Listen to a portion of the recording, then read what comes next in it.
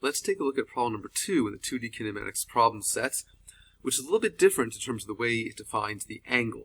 Many times when you're given an angle, when given a vector, the angle is with reference to north, south, east, or west, but here it's just a pure number, so it's 127 degrees, and if you're not familiar with this, you may be a little bit confused as to how that is defined. So here's the standard way of thinking about it. If you set up some Cartesian coordinates here, like this, it's defined that 0 degrees is over here at positive x.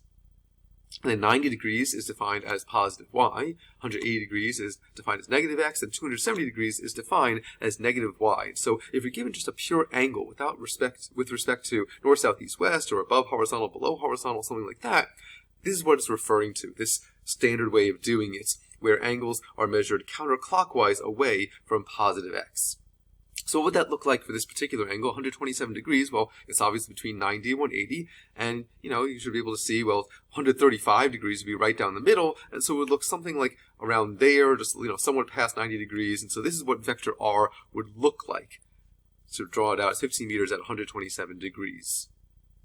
Okay, so let's now resolve it into its components. So I'm going to take it away from the Cartesian coordinates. I'm going to put it over here where I have a little more room to do it. So instead of drawing all of this, I just draw a little bit of a crosshairs just to give me some sort of sense of the origin of these Cartesian coordinates. And then I just redraw vector r a little bit larger than before, just so I have a little more room to do it.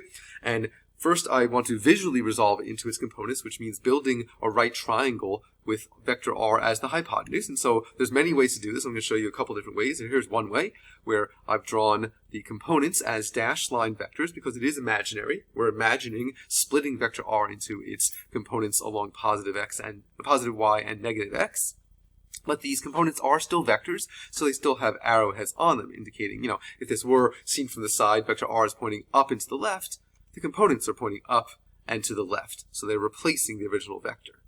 When I do it like this, we're going to use what's called the reference angle, which is going to be this angle in here, which is the smallest angle with reference to one of the coordinate axes here, so in this case closest to positive y, which you should be able to see is 37 degrees away from positive y, which is 90 degrees.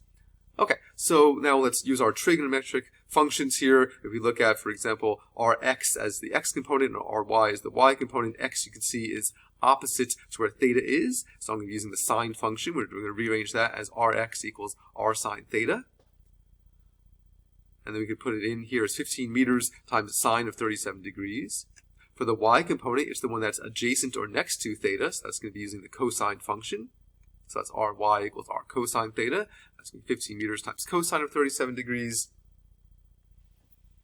The magnitude of vector r is given to 2 sig figs, even though the angle is given to 3 sig figs originally, which means we're limited to 2 sig figs in our answer. And so for r sub x, we're going to get 9 meters, and r sub y, we're going to get 12 meters, which should make sense. The way we've drawn our vector here, we should be able to see that we're expecting ry to be longer, rx to be shorter because of the nature of the 37 degrees. Now, I haven't boxed in the answers yet because these answers are not technically correct if we're going with our standard here that this vector is pointing in the positive y direction, but it's pointing in the negative x direction. And so these components should have some directionality to them. Obviously, if they were, with respect to north, south, east, west, we could talk about whether it's 9 meters west and 12 meters north, but we're not given that. So in this case, we should put the negative sign on the 9 meters, indicating it's in this negative x region. And now we could box in our answers. Now, if it just asks for the magnitudes of vector of r sub x and r sub y, then you wouldn't have to worry about that negative sign, and the picture would suffice. Now, like I said, this is not the only way to do it, because some students may say, well, look, why don't we just use the 127 degrees? So let's redraw this. So I redraw the whole picture, and now let's use that 127 degree angle, the way it's shown. Now, here's where it gets a little bit weird if you're not as familiar with using the full angle the way it's been defined here, because when we do the components using the 127 degrees, well, the components are actually over here. That's just the way it's defined, so that the x is pointing along here and the y is pointing like so. And so we could do this. Now, here's the x component, there's the y component, and we set it up the same way as before. But now, look at the way it's defined, right? By this standard definition, x is always going to be this way, so it's always going to be using the cosine function, and y will always be using the sine function. This is actually reversed of what happened over here because of the way we set up this triangle and the way we define this angle using the 37 degree reference angle. So just be aware it can get a little more confusing if you want to use the full angle.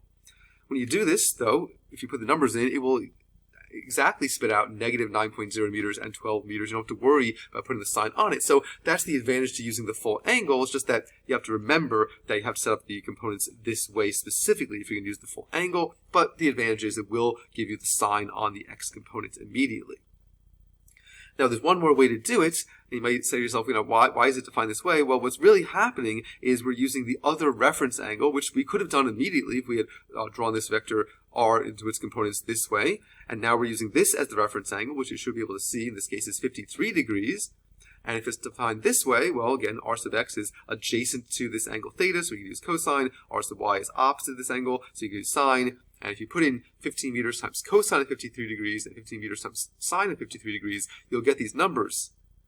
But again, you'll not have the negative sign on it. So that's just where it's a matter of drawing a good picture and thinking about the coordinate system as it's defined and what sign should go on each of the components. Personally, I think this might be the easiest way to do it. I think using the 53-degree angle might be the second easiest way, and then what might be the most difficult way is using the original angle, but it is also the most straightforward in terms of getting the proper sign on your components. It's totally up to you, whatever makes the most sense to you.